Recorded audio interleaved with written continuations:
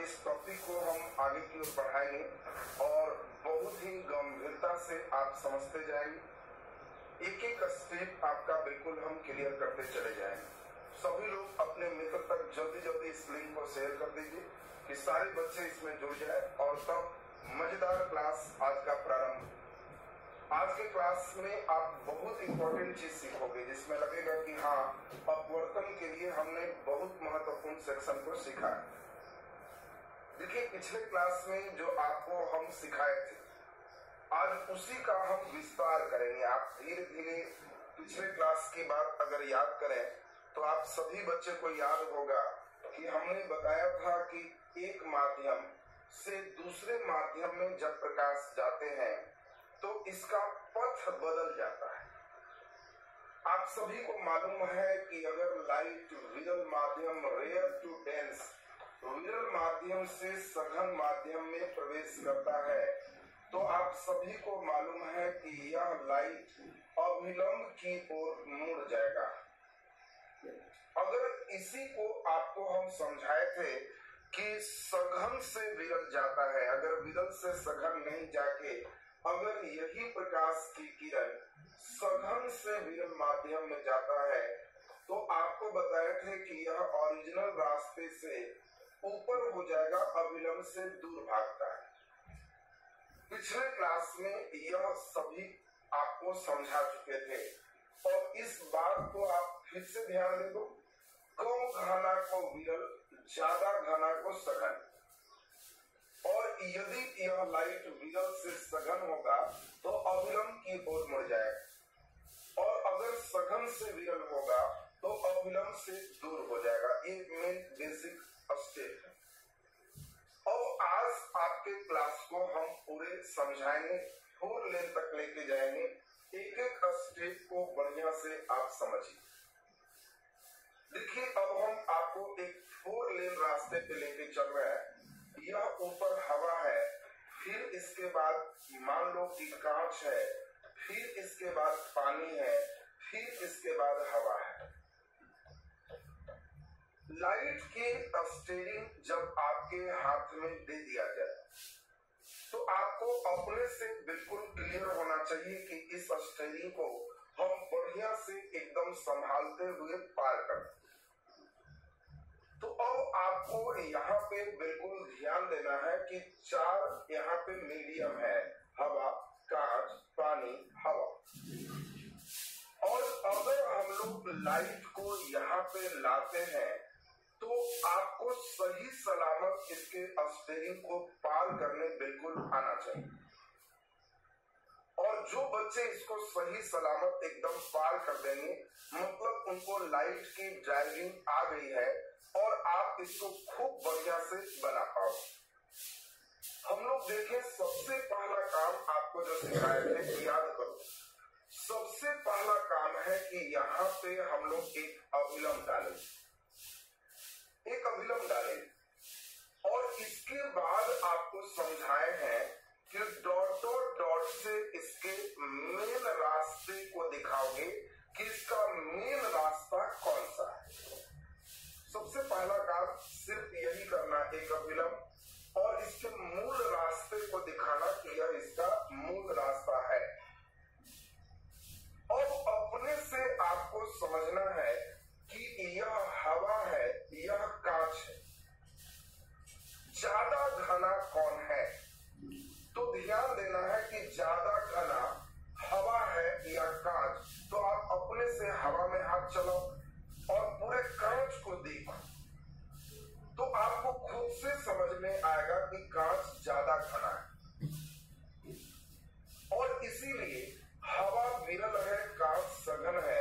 विरल से सघन में जाएगा तो अविलंब की ओर मुड़ जाएगा। और इसी कारण से आपको अपने से समझना है कि इस लाइट को अविलंब की ओर मोड़ देंगे, ये अविलंब की ओर यह लाइट मुड़ गई, अविलंब की ओर देखो मुड़ गई। और एक चीज ध्यान रखना, पूरे पार मत लगा देना। एक स्टेप, एक मीडियम, दूसरा मीडियम। जब तक कांच है सीधा चलना, कांच जैसे ही लास्ट होगा फिर रुक जाना कि रुक गए और फिर एक अविलंब देंगे। जब भी एक माध्यम दूसरा माध्यम होगा तो आपको ध्यान रखना है कि उस पे एक अविलंब देंगे। एक बात बिल्कुल दिमाग में एकदम सेट रखें। और जरा ध्यान दो, यहाँ पे फिर से हम लोग डॉट डॉट डॉट कर देंगे, यह इसका मेन रास्ता। और अपने से सोचो कि अब इन दोनों की बात चलेगी, बाकी की बात नहीं चलती। तो कांच ज्यादा घना है कि पानी, तो देखना कांच सघन है, पानी विरल। और सघन से विरल होगा तो अविलंब से दूर भागेगा। अविलंब इधर है तो इसीलिए इसको अविलंब से दूर भगा दिए, यहाँ पे लेके चले आए। इसके बाद फिर हम लोग को सोचना है कि पुनः माध्यम बदल रहा है, पानी हवा, तो फिर एक अविलंब डालेंगे। यह इसका मेन रास्ता होगा। ज्यादा घना पानी की हवा, इन दोनों को ही सोचेंगे, पूरा एक बार नहीं सोचो, एक बार में दो ही मीडियम सोचना बस। और देखना पानी घना है, हवा विरल है, सघन से विरल, अविलंब से दूर भागेगा, इसको अविलंब से दूर भगा दिए। देखो एक 4 लाइन पर ड्राइविंग हो गया। और जो बच्चे एक कब नीचे आएगा, कब ऊपर जाएगा, कब नीचे करेंगे, अगर यह आपको समझ में आ रहा है तो मतलब है कि आप अपवर्तन को बहुत बेहतर से सीख पाओगे। क्योंकि पिछले दिन तो आपको लाइट की गाड़ी हम दिए थे और सिंगल रोड पे आपको सिखा रहे थे। आज जो लाइट की गाड़ी है हम आज 4 लेन पे सिखाएंगे, पहाड़ पे चढ़वाएंगे। आज लगना चाहिए कि सर लाइट की गाड़ी में अब हमको कोई दिक्कत नहीं है और खूब मजे में हम बना देते। तो अब यहीं से क्लास आज का हम प्रारंभ करेंगे और उम्मीद करेंगे कि जो बच्चे पूरा ध्यान देंगे, यहाँ पे एनर्जी रखेंगे, उन लोगों को क्लास बहुत बढ़िया समझ में आए। इसमें जितना कम से कम कमेंट्स करोगे उतना ही बढ़िया सीखोगे। आवश्यकता होने पर कमेंट्स करें। चूंकि हमने बताया है कि जो हमारे चैनल को सब्सक्राइब रखे हैं वही बच्चे का कमेंट्स यहाँ पे आएगा। नए अपडेट में आपको अप टू डेट कर दिया गया है, तो इसीलिए जो बच्चे सब्सक्राइब किए हुए हैं उनका कमेंट्स यहाँ पे आता है। मतलब आप यहाँ से मन से जुड़े हुए हो तभी कमेंट्स आता है। फिर बिना मतलब कमेंट्स करोगे तो तुम्हारा टेक्निकल टीम हमेशा इस पे निगरानी रखती है, तुरंत आपको रिमूव कर देगी, आपको फिर यहीं से हटा देगी, आपको भी खराब लगेगा। तो इसीलिए आप खुद समझो कि हमारे अंदर एक गंभीरता है। एक बात लिख दिए तो उसको बार बार कॉपी पेस्ट मत करो। कई गधे तो केवल पढ़ने नहीं आता है, वो केवल दिखाने आता है कि मुझे टाइप करने आता है। और कई नालायक तो टाइप नहीं, वो दिखाने आता है कि देखो हम कॉपी पेस्ट कितना जल्दी जल्दी कर लेते। तो वैसे नालायक लोग को यहाँ कोई आवश्यकता नहीं। क्योंकि हम गंभीरता से आपको क्लास दे रहे हैं तो आपको भी गंभीर बनना पड़ेगा कि हाँ पूरे गंभीरता से क्लास को समझ, तो बेनिफिट हो। तो इसीलिए चलिए एकदम कमेंट्स को कम कर लीजिए और पूरे ध्यान हमारे साथ यहाँ पर दीजिए। देखो अब एक क्वेश्चन है, कांच की आयताकार सिल्ली, कांच की आयताकार सिल्ली, कांच की आयताकार सिल्ली से प्रकाश के अपवर्तन, प्रकाश के अपवर्तन को दिखाने के लिए,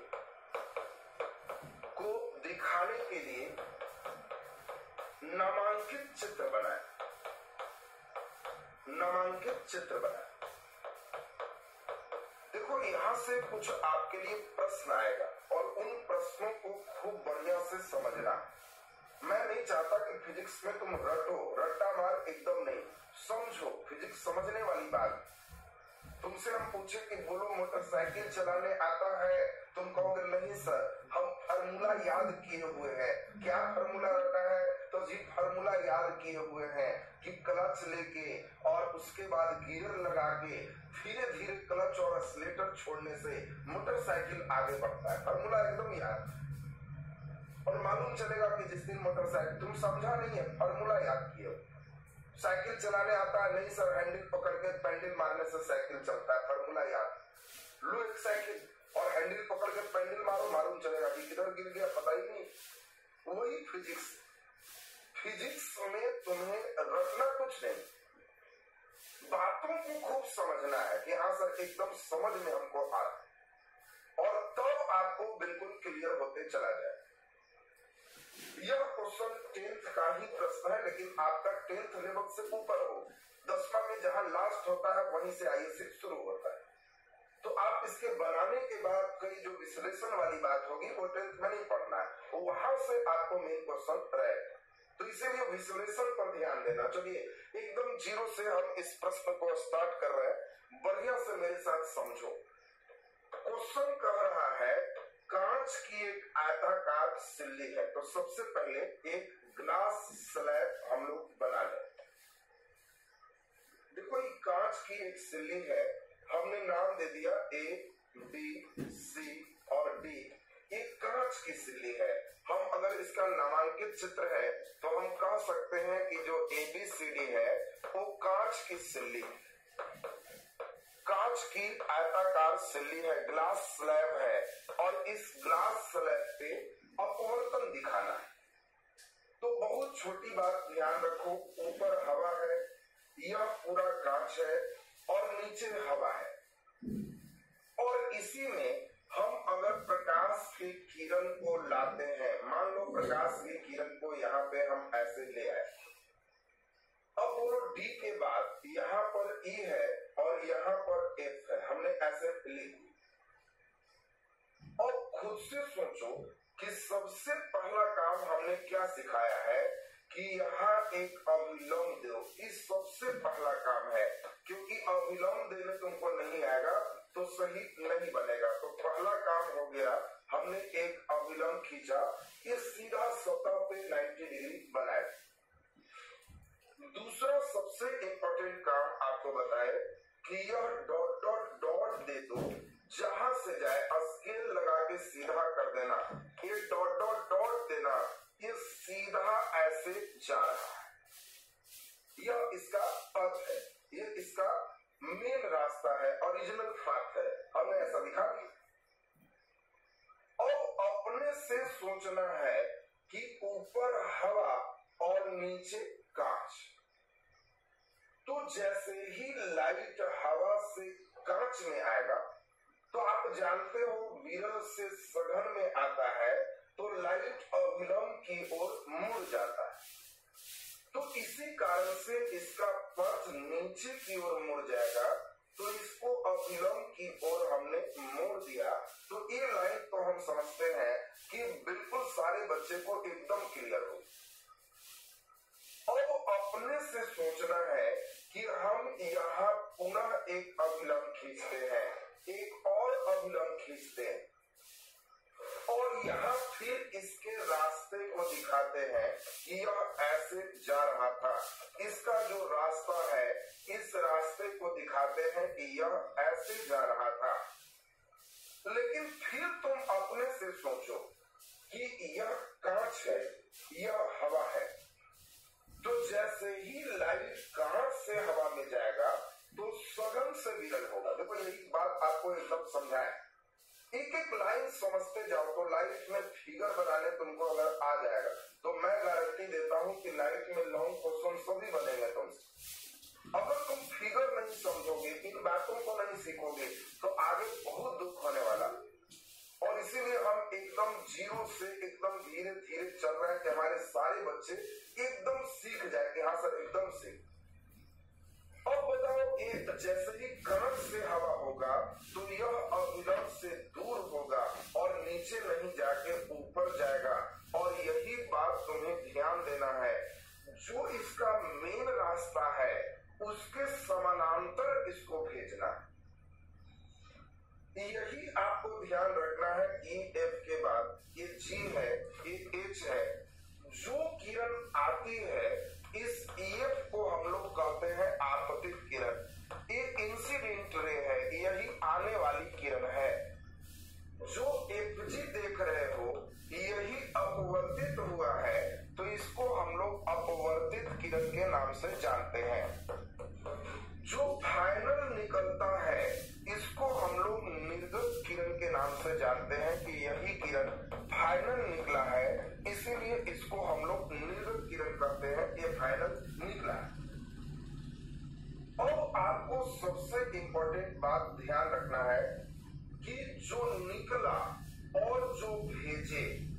ये दोनों समानांतर होता है और इसके बीच की जो लंबवत दूरी होती है, मान लो ये लंबवत दूरी आई तक, तो इसके बीच की लंबवत दूरी चूंकि ये पैरेलल है तो सभी जगह बराबर होगा, तो इसी को हम लोग डेल्टा कहते हैं, जिसको लैटरल डिस्प्लेसमेंट पार्श्विक विस्थापन के नाम से जानते हैं, या पार्श्विक विस्थापन।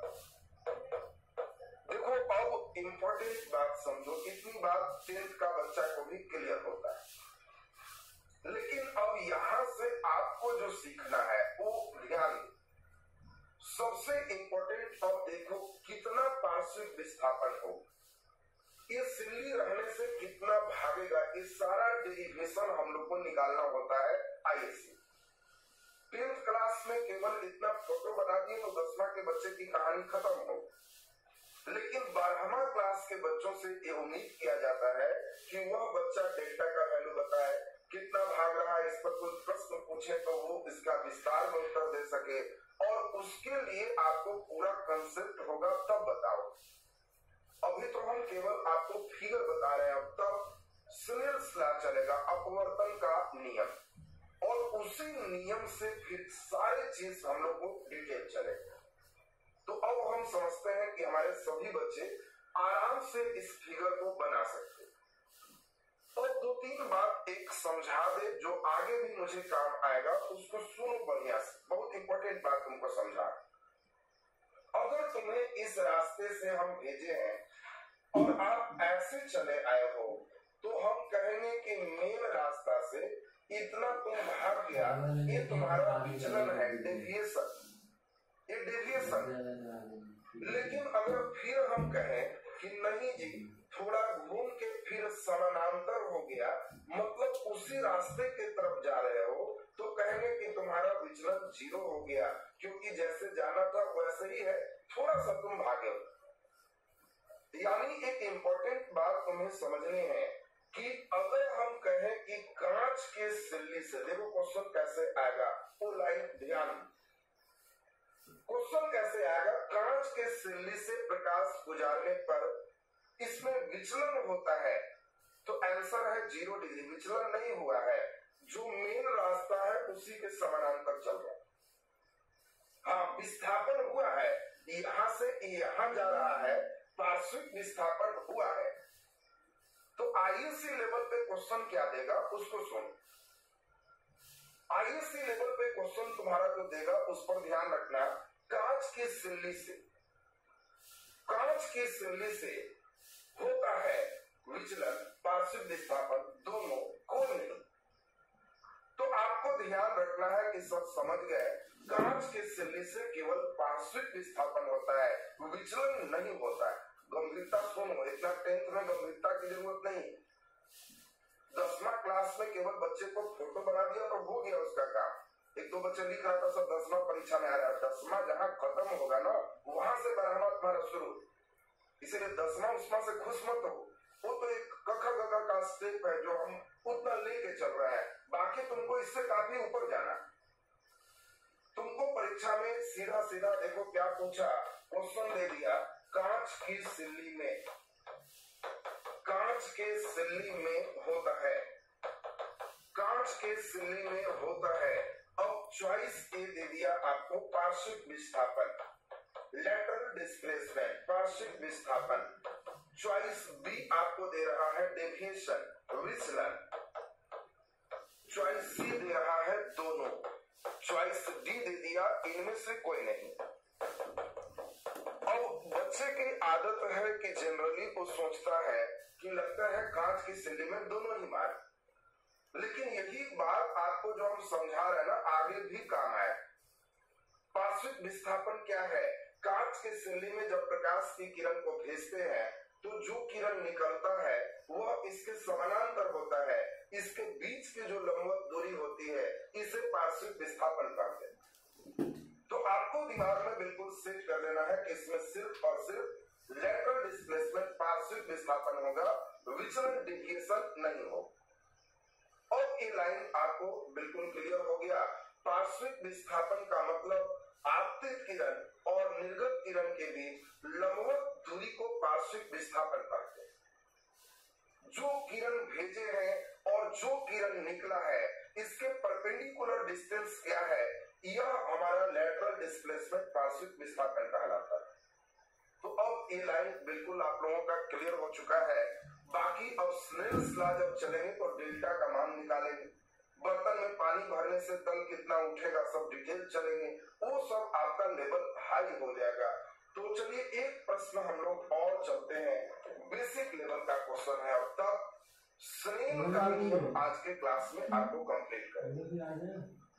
स्नेल का नियम अगर समझ में आ गया तब रिफ्रैक्टिव इंडेक्स अपवर्तनांक समझना।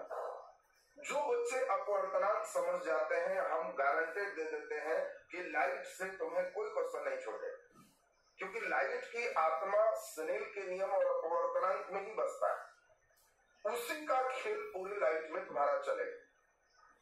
तो चलिए अब हम लोग एकदम ध्यान दें, अगर यही क्वेश्चन आपसे कहे कि प्रिज्म से प्रकाश के अपवर्तन, प्रिज्म से प्रकाश के अपवर्तन का नामांकित चित्र बनाए या का चित्र बनाए।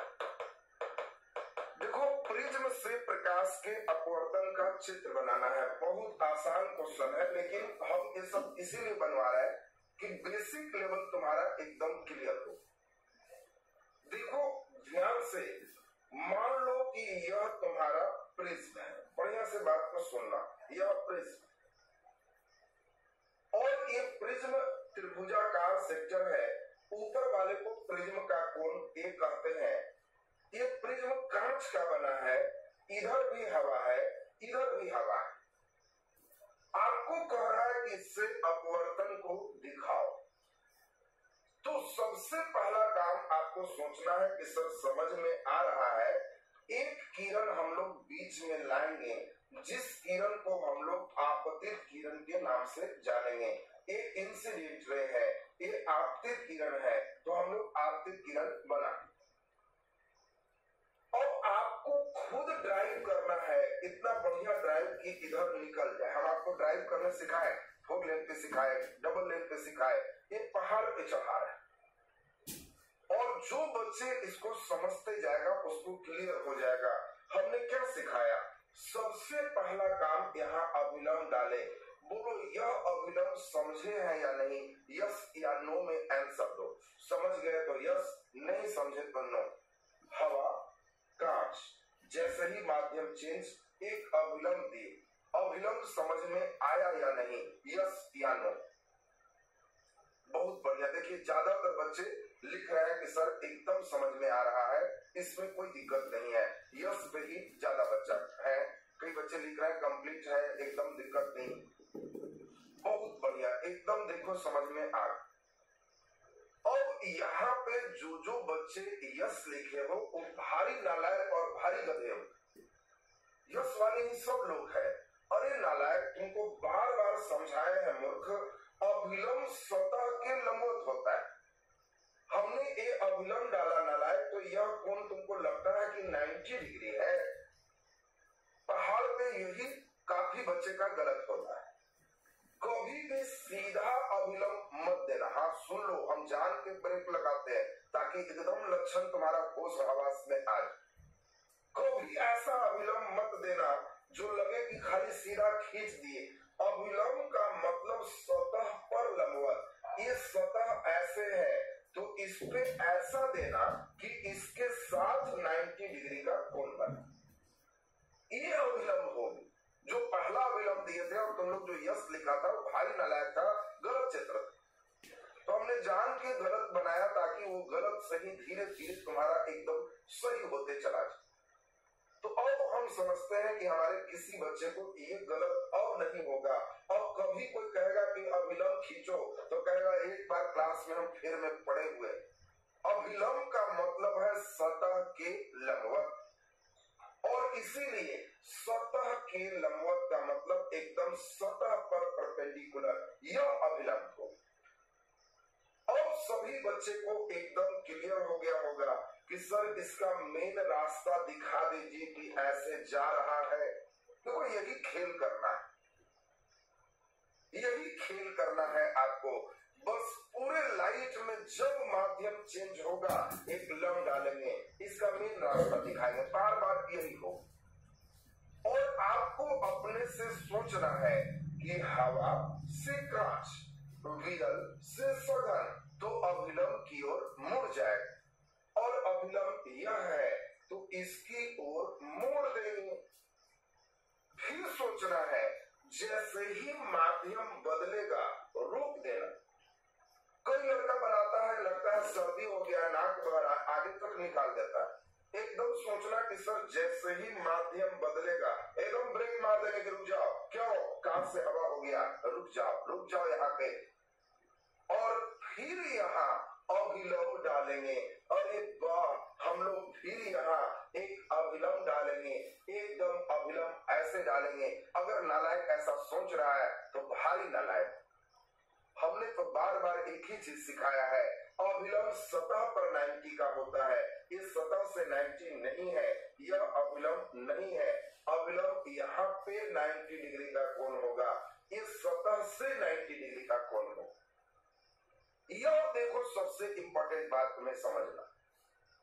और अब तुम सोचो कि यहां से यह मेन रास्ता डॉट डॉट डॉट जाएगा, मेन रास्ता जाएगा। और ध्यान से समझना है कि कांच से हवा जा रहा है तो सघन से विरल है, तो अभिलंब की ओर नहीं मुड़ के अभिलंब से दूर हो जाएगा। और यही अभिलंब से दूर बनाने जिस बच्चे को आ गया, उन लोग का बेस एकदम क्लियर होगी। और देखो जो बच्चे को, हाँ कई बच्चे ऐसा नालायक सोच रहा था, तो अभिलंब लास्ट वाला सोचना, ये तो अभिलंब की ओर मुड़ गया, हम लोग को कांच से हवा है तो अभिलंब से दूर जाएगा, इसीलिए दूर भेज दे। और आपको एक इंपॉर्टेंट बात सिखाए है, ये एकदम सारे बच्चे का क्लियर है, इसी को डॉट डॉट डॉट से मिला दो, मेन रास्ता और जाने वाला का बीच का कोण, ये एंगल ऑफ डेविएशन, विचलन कोण डेल्टा कहलाता है। देखो जैसे ही तीसरा चैप्टर जब तुम पढ़ोगे, इस पाठ में हम क्या कर रहे हैं, केवल मैं चाहता हूं कि तुमको एक फिगर बनाने का स्टेप समझ में आए। हम इसमें सिर्फ यही कर, इसमें AISC है, बहुत डिटेल पढ़ना है। जब इसमें तीसरा पाठ चलोगे तो डेल्टा का फॉर्मूला तुम्हें सिद्ध करना पड़ेगा। तुमको ए और डेल्टा और म्यू के बीच संबंध सिद्ध करना हो, लेकिन वो सभी संबंध एक ही बार में जब चलता है तो उस दिन बच्चे बड़ा परेशान रहते हैं। इसीलिए हम उसको एकदम, जो आपका दुख है उसको हम किस्त किस्त में आपको देते हैं कि धीरे धीरे बचते चला जाएगा। अब आपको प्रिज्म से 2-3 बात एकदम क्लियर हो। पहली बात सभी बच्चे को क्लियर हो गया कि प्रिज्म किसी भी किरण को आधार की ओर मोड़ता है। देखो एकदम दिमाग में बिल्कुल सेट हो जाए, प्रिज्म नीचे आधार है तो प्रिज्म किरण को आधार की ओर मोड़ता है, यह लाइन बिल्कुल दिमाग में आपका सेट हो जाए। जब तुम लेंस पढ़ोगे, देखो बड़ा मजेदार है, जब प्रिज्म से, देखो पहले आप लोग क्या करते थे ना, बड़ा गलत गलत फिगर बनाते थे कंसेप्ट नहीं रहने से। हमने देखा है, आप ही लोग के कॉपी से ये सब सीखे हैं, आप लोग का चित्र देख देख के, और मुझे लगा कि सब बड़ा बढ़िया बढ़िया डिजाइन बनाता है। जब हम कहते हैं प्रिज्म से 7 रंग, तो कई बच्चा यहाँ से ही 7 रंग शुरू कर देता है। कई बच्चे का देखते हैं बीच में ले जाके 7 रंग शुरू करता है, कई लोग ई कोना ठेका के 7 रंग शुरू करता है, कई लोग ई पार करके 7 रंग शुरू करता है, कई लोग शुरू से 7 रंग कंटिन्यू रहता है। बोलो पहला, दूसरा, तीसरा, चौथा, पांचवा, आप लोग कौन वाला 7 रंग में फिगर बनाते हो? ये गिनती मत करना, मान लो 5 है, 7 रंग है। हम अभी देखना चाहते हैं आप लोग कौन वाला फिगर बनाते हो। प्रिज्म से 7 रंग निकलता है, ई कोना से 7 रंग, बीच से 7 रंग, लास्ट कोना से 7 रंग, बाहर निकल के 7 रंग, या शुरू से ही 7 रंग। तुमने तो कॉपी में ही सब हम डिजाइन देखे हैं कि वाह जबरदस्त चेला सब है, बड़ा अच्छा अच्छा डिजाइन बनाता है, बहुत सुंदर। देखिए कई बच्चे पहला है, कई बच्चे तीसरा है, कई बच्चे दूसरा है। तुम लोग तो दूसरा, तीसरा, पहला, बहुत सुंदर। देखिए कई बच्चे एकदम फिगर बना रहे हैं, तीसरा में भी काफी बच्चे हैं, दूसरा में भी काफी बच्चे हैं। तो अरे नालायक मूर्ख, इसमें सभी फिगर गलत है, इसमें कोई फिगर सही नहीं है, कोई सही नहीं है, एक भी सही नहीं। जो बच्चे इसमें से कुछ बनाते हो मतलब तुम भारी मूर्ख। क्यों सही नहीं है, क्यों नहीं है भाई? इसीलिए तो अभी पढ़ रहे हो, इसीलिए अभी पढ़ रहे हो। ये बात अब एकदम समझ लो। पहली बात, जैसे ही लाइट हवा से कांच में जाएगा तो बिना मुड़े आधा दूर तक कैसे चला जाएगा? इस कोना तक कैसे चला जाएगा? नहीं जा सकता।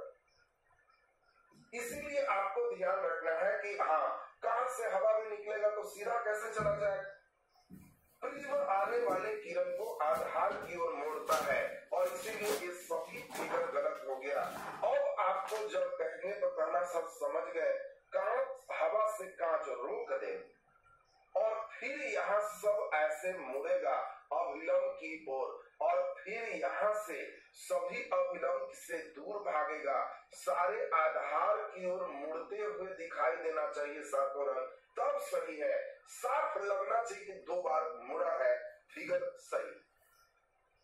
एकदम ये मान के चलोगे कि हाँ, प्रिज्म किरण को आधार की ओर मोड़ता है, एकदम दिमाग में आपकी बात बैठ जाए, बीच तक मत लाना। देखो, एक बहुत ही मजेदार बात समझाते हैं, अब धीरे धीरे आपका सब बात बेस क्लियर होते जाए। आपने सीखा है लेंस बना दी। देखो, एक बहुत इंपॉर्टेंट बात तुम्हें समझा दे। लेंस में देखो, लेंस कई प्रिज्म के मिलने से बना है। एक प्रिज्म जैसा स्ट्रक्चर, एक प्रिज्म जैसा स्ट्रक्चर, नीचे भी देखो एक प्रिज्म जैसा स्ट्रक्चर, प्रिज्म जैसा स्ट्रक्चर, हर जगह प्रिज्म ही है। और एक बात एकदम दिमाग में बैठा हो कि प्रिज्म किरण को आधार की ओर मोड़ता है, और क्यों मोड़ता है, जिसके मन में प्रश्न आ रहा है वो इस फिगर को देखना कि सर समझ गए, हवा से कांच, कांच से हवा, इसलिए आधार की ओर मुड़ा। एक कंसेप्ट मेरा एकदम क्लियर हो। और खुद से आपको इस बात का ध्यान रखना है कि मान लो सपोज हम काफी किरण लेके जाए, मान लो इस तरह से कई किरण लेके जा रहे हैं, तो सबसे पहला काम समझना है। देखो, पहले बच्चे रटते, अब रटना तुम्हारा बंद हो जाएगा। और अपने समझना है कि सर समझ रहे हैं, ये प्रिज्म है, आधार नीचे है तो इसको नीचे मोड़ेगा, क्योंकि प्रिज्म किरण को आधार की ओर मोड़ता है। फिर सोचेंगे कि सर इसको अगर पूछेगा तो इसका आधार तो सर ऊपर हो गया और प्रिज्म किरण को आधार की ओर मोड़ता है, तो यह इसको ऊपर मोड़ देगा। कौन किधर मोड़ेगा, ये लाइन बिल्कुल ध्यान में रखो, ऑब्जेक्टिव आएगा कि लेंस किसके जैसा, लेंस का टुकड़ा किसके जैसा काम करता है, तो प्रिज्म जैसा काम करता है। क्यों ऊपर वाला नीचे और नीचे वाला ऊपर है, ये बात बिल्कुल, इसका आधार नीचे तो यह भी नीचे आएगा, इसका आधार ऊपर तो यह भी ऊपर आएगा। इसीलिए उत्तल को हम लोग कन्वर्जिंग लेंस करते हैं, अभी सारी लेंस के नाम से जानते हैं। अब आप बात समझ गए होंगे क्यों ऊपर वाला नीचे और नीचे वाला ऊपर क्यों हुआ। अगर हम इसी प्रकार से इस लेंस को बदल के हम कॉन्केव कर दें, अवतल कर दें, तो अवतल में आपको फिर इसी फिगर को समझना है। तो देखिए, अवतल में इसी फिगर को जब तुम समझोगे, बीच से हम ऐसे कर दे, तो देखिए आपके पास एक ऐसा प्रिज्म कई फिर बना हुआ है। एकदम ध्यान से समझो, लगे कि हाँ सर एकदम क्लियर होते जा रहा है, कोई भार ही नहीं पड़ो। और अपने से समझो, अगर हम इसमें कई किरण गुजार दें, कई किरण गुजार, प्रिज्म किरण को आधार की ओर मोड़ता है, इसका आधार ऊपर है इसीलिए इसको यह ऊपर भेजता है, इसका आधार नीचे है इसीलिए नीचे भेजता है, और इसीलिए इन सारा किरण को डाइवर्ट कर दिया, इसलिए इसको डाइवर्जिंग लेंस, अब सारी लेंस कहते हैं। और जिस बच्चे को कभी भी आए कि हाँ क्यों लेंस ऊपर को नीचे, नीचे को ऊपर, तो आप कहोगे कि एकदम समझ गए, अब हमें कोई समस्या नहीं है, क्योंकि लेंस का प्रत्येक टुकड़ा प्रिज्म की तरह कार्य करता है और प्रिज्म का काम है किरण को आधार की ओर मोड़ देना। क्यों मोड़ देना, इसके लिए हमने आपको फिगर समझा दिया। यह फिगर बिल्कुल आपका स्पष्ट और क्लियर हो चुका है। तीसरा पार्ट में इससे एक लॉन्ग क्वेश्चन चले, जिस क्वेश्चन में आप खूब इत्मीनान से पढ़ोगे, डेल्टा बराबर a इंटू म्यू माइनस 1, कैसे कैसे आया, लॉन्ग क्वेश्चन डेरिवेशन हो। म्यू बराबर हम लोग फार्मूला जो है डिटेल पढ़ेंगे कि ब्रिज में अपवर्तनांक का क्या फार्मूला होता है, लेकिन अपवर्तनांक है क्या, ये सब शब्द कहाँ से है, अभी मैं इन चीजों में आपको उलझाना नहीं चाहता। अभी एकदम जीरो से हीरो एक एक डेग बढ़ते चलो मेरे साथ, एकदम छत पे काफी आनंद आए। तो अब हम समझते हैं कि प्रिज्म वाली बात भी सभी बच्चे को बिल्कुल क्लियर हो चुका है। और सबसे इंपॉर्टेंट बात आपको अभी चलेंगे, और यह है प्रकाश के अपवर्तन के नियम। प्रकाश के अपवर्तन के नियम, ये देखो अपवर्तन के नियम क्या है, इसी बात को समझना है। इसी नियम को हम लोग स्नेल का नियम कहते हैं। देखो अब 10वां में था कि दो नियम है, आपतित किरण, अपवर्तित किरण और अभिलंब एक ही तल में होता है। सब दिन काटने वाला चीज 12वां में जरूरत नहीं। आपको कभी भी हम अपवर्तन का नियम कहें तो आप सीधा समझना कि स्नेल्स लॉ की बात चल रही है। 12वां क्लास में पढ़ना नियम लिखने की कोई जरूरत नहीं। इसमें अब झूठ मूठ का अपवर्तन के नियम लिखो और आंसर ब्लू कलम से अपवर्तन के दो नियम है कर रहे हो, तो या तो तुम मूर्ख हो या तुम्हारा लिखाने वाला मास्टर महामूर्ख। क्योंकि लेवल है ना, ये सब बात 10वां क्लास में किया जाए तो सही। आपके क्लास में कभी भी उससे नीचे नहीं जाएगा जहां पे कोई जरूरत ही नहीं। अपवर्तन के कितने नियम है तुमसे नहीं पूछा जाएगा। कई बच्चे जो खुश हो साइन ही पढ़ते, साइनर म्यू, तो उस सबसे काम नहीं चले। आपको काफी डिटेल पढ़ना है, इस डिटेल को समझना होगा बहुत गंभीरता से। अपवर्तन का नियम इतना जल्दी लिख दोगे साइन ही पढ़ते साइनर तो 10वां हो। हम लोग को बहुत डिटेल पढ़ना है, इसमें आपका मिजाज ठीक हो जाए, लगेगा कि हाँ सर एकदम बहुत बढ़िया आपको समझ में आए। और देखो बात को समझना है, स्नेल का नियम या अपवर्तन का नियम क्या है। देखो बात ध्यान दो, परावर्तन में बात तो बहुत आसान था। किरण आया चला गया, नॉर्मल खींचे, जितने कोण से आएगा उतना ही कोण से जाएगा, आई बराबर आर होता है। एक परावर्तन का नियम तुमको आईएससी में बस यही समझना है। जब परावर्तन का नियम बोले तो सोचो कि आई बराबर आर। जब अपवर्तन का नियम बोले तो अपवर्तन के लिए कलर नहीं किया हुआ होगा, यहाँ से लाइट नीचे जा सकता है, तो इसीलिए लाइट को हम ऐसे लाएंगे, अभिलंब खींचेंगे, इसका मेन रास्ता बनाए, इसी कोण को हम लोग आई कहेंगे। ये लाइन तो क्लियर। आर कितना होगा, इसी के लिए एक नियम दिया है स्नेल। क्या उसके जैसा ही आई बराबर आर होगा? तो नहीं। स्नेल ने कहा कि जिस मीडियम में आप भेज रहे हो, इस मीडियम का अपना एक रिफ्रैक्टिव इंडेक्स हो, जिसको अपवर्तनांक कहते हैं, जिसको म्यू कहते हैं। और ये म्यू का ही क्लास तुमको समझना है, यही तय करेगा कि आगे तुम्हारा भविष्य क्या होने जा। जो बच्चे म्यू नहीं समझेगा वो मिमिया जाएगा लाइफ में, कुछ नहीं होगा। जो म्यू समझ लिया वो एकदम कहेगा कि सब मिमियाएगा नहीं, म्यू आप बहुत अच्छा से समझाए। एक क्लास कंप्लीट हम केवल म्यू पढ़ लेते हैं।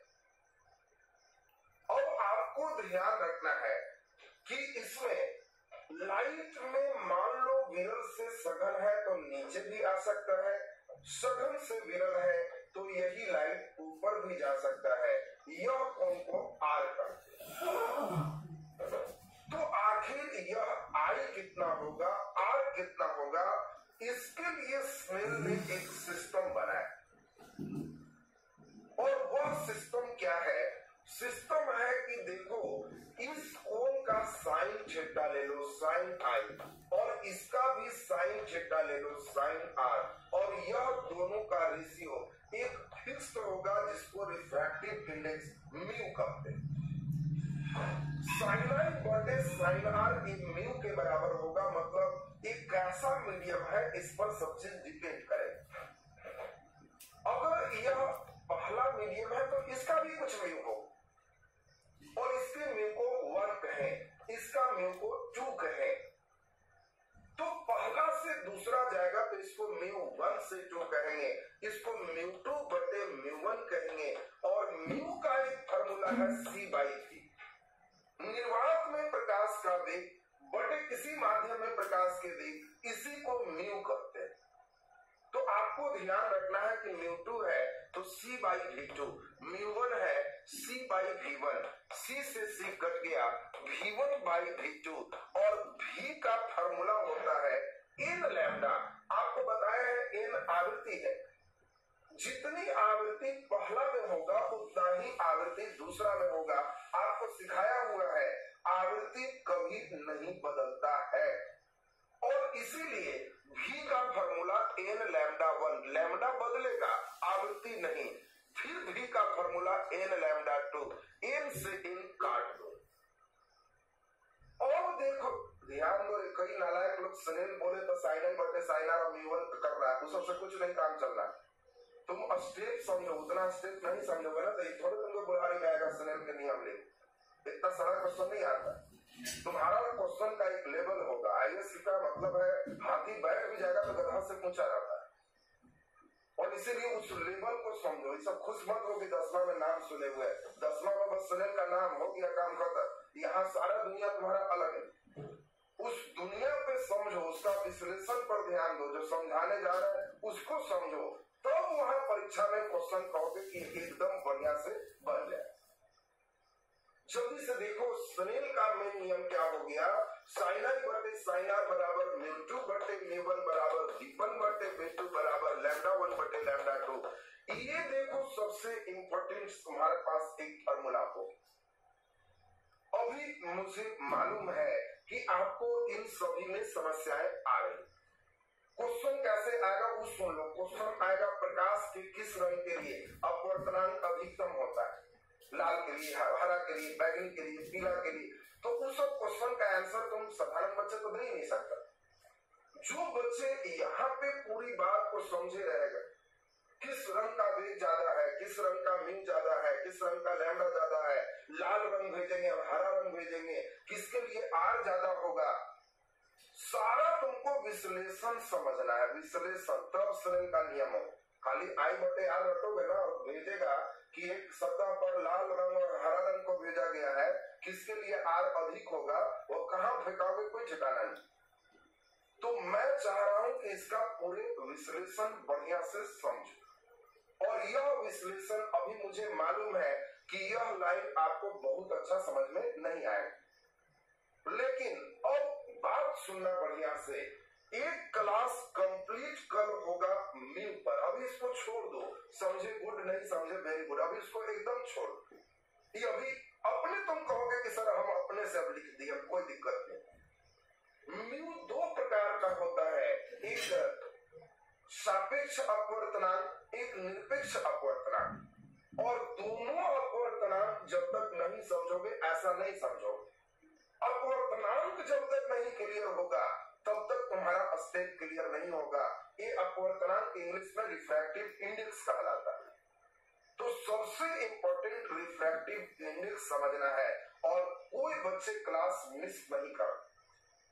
सारे बच्चे को लगना चाहिए कि सर बहुत जबरदस्त समझ में आया, वो अगला क्लास आपका चलेगा। और जो बच्चे इस क्लास में रिफ्रैक्टिव इंडेक्स एकदम सही कर लिया, मजेदार पेज हो गया, उसको कोई समस्याएं नहीं होगी। तो ये अगले दिन रिफ्रैक्टिव इंडेक्स से चलेंगे, और तब आपको फिर डिटेल स्नेल का नियम समझाते हुए दिखाएंगे। अभी हम सिर्फ बताए कि इसमें बहुत डिटेल चलना है। 10वां वाली बात से एकदम कुछ मत खुश हो, हम लोग उससे आगे का सिस्टम इसमें चलेगा।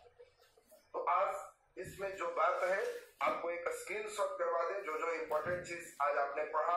अगला क्लास किसी बच्चे से मिस ना हो, क्योंकि वह क्लास हमारा आत्मा है।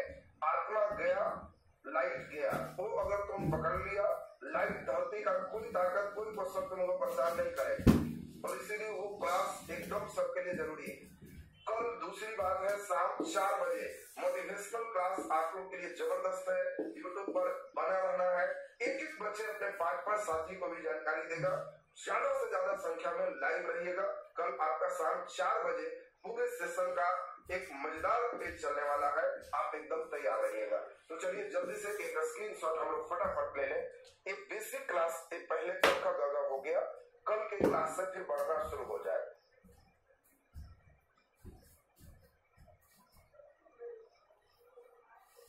चलिए ए लाइन हो गए, हम लोग प्रिज्म की बात कर लेंगे।